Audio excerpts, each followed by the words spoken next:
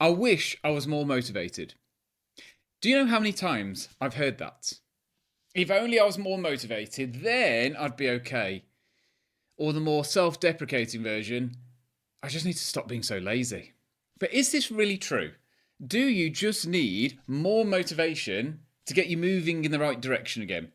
In this episode of Let's Talk Confidence, I'll be diving into what motivation is, how to get more of it, and whether you need it after all.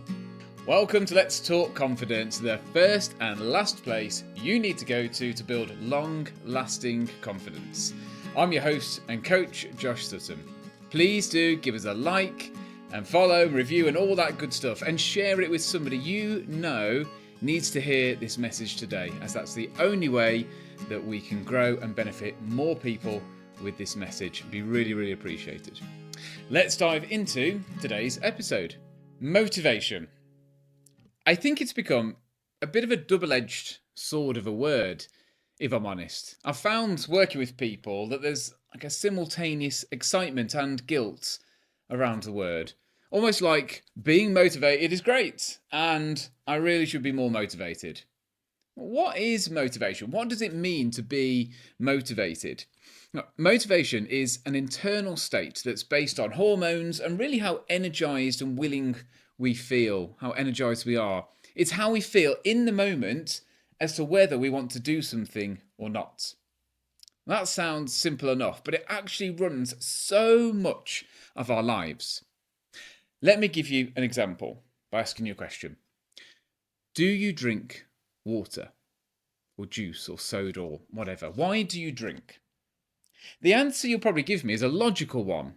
Because you die without it, it's good for body and brain function, keeps you hydrated. I disagree though. I think you grab a drink of water because you have the sensation of thirst. Not even because you're thirsty. It's the sensation, the discomfort that makes you take the action. And the evidence would back this up. Research suggests that around 75% of the population are dehydrated at any one time. We basically only have a drink of water when our hydration levels are so bad that we have a physical feeling, a physical sensation of thirst in our mouths or a headache. It's that physical sensation that causes it to take the action. That internal discomfort is what drives us to do something about it. Without it, we generally are quite happy to march straight towards dehydration without a second thought. Without that internal sensation, we don't take the action needed. And motivation is a lot like this. We say we need to be motivated because then it's much easier to take the action when we have this internal feeling of actually wanting to do something. It makes it a lot easier. And it's usually always related to doing something difficult or that we'd rather not do. Nobody, maybe it's just me, nobody, I think, needs motivation to eat chocolates or mindlessly scroll on their phone. Those things are inherently pleasurable, and so the motivation required to do them is next to zero. The motivation to avoid both of these things, though, completely different story. I want to take this to a level deeper, however. I want you to imagine there being a line, scale from 1 to 10. You're going to have to use your mind's eye a little bit here. And this scale measures a little bit like a pH scale back in school with how acid or alkaline something is. So neutral is in the middle, strong at either ends. But instead of acid and alkali at each end, though, I want you to imagine the sensation of being motivated. So 1, I'll give it this side, 1 and 10 are very motivated, 5 in the middle, not really motivated at all. That's a scale I want you to imagine in your head. At the 10 end is reward. As you move closer towards the 10, you get more and more motivated. You feel more and more motivated. So a 10 out of 10 is something where you're willing to sacrifice pretty much everything because the reward is so great. With a 9 out of 10 still strong, but slightly less so. And then at the other end of the scale is a negative emotion, most often fear, but it could be things like anger or shame. So 1 out of 10, again, very strongly motivated. It's something that you're desperate to escape from. And again, willing to sacrifice almost anything to get away from it. So anything towards the lower side, you're motivated to get away from. Anything towards the higher side, you're motivated to work towards to get the reward. Hopefully that makes sense. This represents really some basic human psychological principles. We are either motivated away from something negative or towards something positive. And many of you will know that we are more strongly motivated by a negative emotion than by a reward. A 2 out of 10 will actually motivate us far more than a 9 out of 10, so to speak. But here's the thing. The amount of actions we take in life to avoid the lower end of the scale, the more negative emotion, is incredible, the more you consider it. An example. Why do you go to work? There are many reasons for it, lots of them good, but fundamentally, it's most likely because A, you need the money to buy necessities to live, without which you put your family in jeopardy. Or B, if you don't need to work, you go to work to stop you becoming isolated or bored. Very few people go out and do paid work for no other reason than they absolutely love it. And I'm not saying you can't love your work, obviously. But the underlying reasons as to why you do your job, why you go to work or work at all, are often more negative and fear-based than we'd like to think. Why? I'll give you another example. Why do I exercise 5 to 6 times a week? If you ask me, I'll give you a whole list of the reward answers. I want to be fit and healthy. I want to sleep well. I want to look good. I want to be a great example to my children. I want to have more energy. I want to starve off joints and muscle pains. I want to have and achieve fitness goals that I work towards. All of these are very valid. Nothing wrong with them. However, bit of vulnerability here. I'm going to open myself up. I think there's a deeper reason. When I was at school, I was good at sports, pretty good at sports. I was captain of a lot of the teams. I represented my county in athletics and football, etc. So much so that it really became part of my identity. I was granted the title of Sports Person of the Year group in the Year 11 Leavers book. I came off pretty well. Some of the other awards included Biggest Goal Digger and Most Likely to Appear on Crime Watch. It wasn't a teacher-ran judging panel, let's put it that way. I left at school at 16 to work in a bank, and my fitness from that point fell out the window. Within a couple of years, I'd put on 3 stone and found running 5k, really kind of running at all, a real challenge. The anxiety this caused me when I started comparing photos of my current state then to how I was just a few years ago, it was horrifying, and I still remember that feeling now. And I've remained in good shape ever since, many, many years ago. And the truth is that deep down, I know I stay in good shape, largely because I'm scared of looking anything other than fit and healthy. It is so interwoven in my DNA, into my identity, that the thought of being hugely overweight, just the thought of it, fills me with a lot of fear. At the time of recording, we're coming towards the end of 2025. I checked the other day, and so far this year I've done 102 gym sessions, 58 runs and 40 park runs with a couple of months to go. And there are many reasons why I stay this active, but again, I'd be lying if there wasn't a huge element of it that was motivated by fear. Simultaneously being motivated to run away, literally, from something, my fear of being out of shape, and running towards something that is worthwhile doing, fitness goals. It looks like I'm disciplined and motivated on the outside, but underneath, if we pick it, driven more by negative emotion. The work I do as a coach is no different. I very specifically do the work I do because I love it. That's why I went into it. It aligns with who I am. I find immense purpose, pleasure, and satisfaction in it. And I think it's inherently worth doing, all moving towards motivation. But there's also an underlying fear that if I don't do this, as in something I love, then I'll have to go back to something I don't want to do and all the misery and drudgery that will bring. I make this work because the alternative fills me with very strong negative emotions, normally fear. And I'd go as far to say that almost all of our actions are based on some kind of negative emotion or reward, moving towards something that we think will be pleasurable or away from some form of negative emotion, such as fear. I'll give you another example. Let's say I challenge you to run 10K every day for the next 3 months. Would you do it? Almost certainly not. There's no real reason to do so, and even if you're quite up for it, you'd likely miss a day here and there. Now, same challenge, but let's say a doctor tells you to do this. You've got to run 10K every day for the next 3 months. And he tells you that you've got to do it because unfortunately, luck would have it, you've developed a very rare disease. And if you don't do this 10K every single day for the next 3 months, you're going to drop down dead. Do you think you'd struggle to find the motivation to do the runs? You would crawl through glass to achieve it, not missing a day come hell or high water, because your life literally depends on it. The motivation on the scale is all the way down at 1. You're very strongly motivated by a negative emotion, in this case, fear. Moving away from this strong emotion. Now let's say you finish the run in the 3 months and the doctor says, good news, you are no longer ill, you no longer have the disease. By the way, you've actually been entered into a special competition. If you run 10K every day for the next 3 months, you will receive a cheque for £100,000. Again, do you think you'd miss a day? Perhaps now there's a slight increased chance of not completing it, but for most people, the motivation is now a 10 on the scale, very far up on the moving towards part of the scale. Now, these are perhaps two extremes, but they illustrate the point.